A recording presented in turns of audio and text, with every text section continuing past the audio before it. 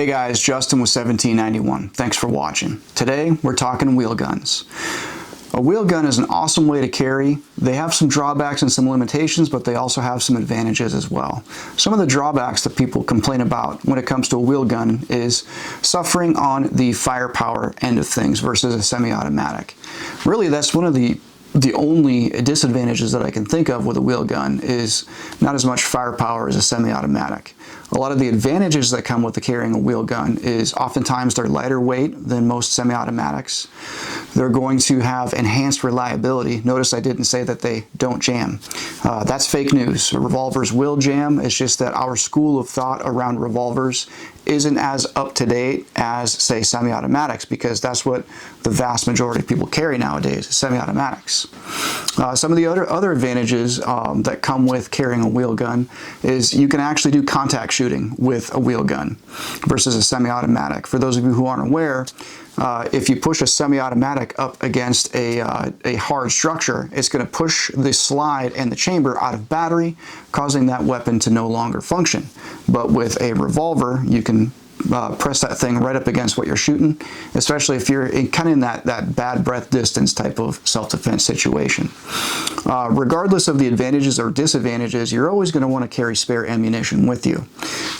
That's why we came out with our speed loader carrier. So they come with a simple belt slot on the back side so that you can throw it on your belt, and it's designed to carry these guys, a speed loader. Now, this is kind of an awkward thing to shove in your pocket versus a lot of times a semi-automatic magazine.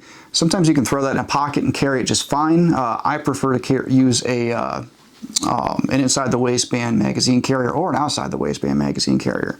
But with these guys, it's just not practical to shove this thing in your pocket, especially because you have this little switchy thingy, and if that little switchy thingy gets bumped, then you're gonna release your shell casings, and that's kind of how you load it, like you saw in the video, and you'll probably see a little bit more video here of me doing some reloads with this.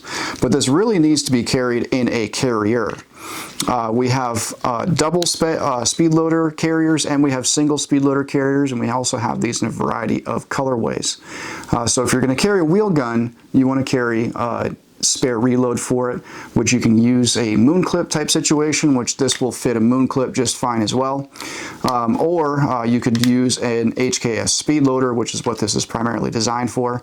That's kind of like your fixed cost, or like your hard in, you know what I mean? When it comes to carrying a wheel gun, you're going to want to carry spare ammunition with you, and to carry spare ammunition, really the only practical way to do it is on a speed loader or maybe some sort of speed strip type of situation. I would argue that the speed loader is going to be faster than a speed strip, though, even though a speed strip is going to be a little bit flatter and easier to carry. So those are just some thoughts to think about when it comes to carrying a revolver.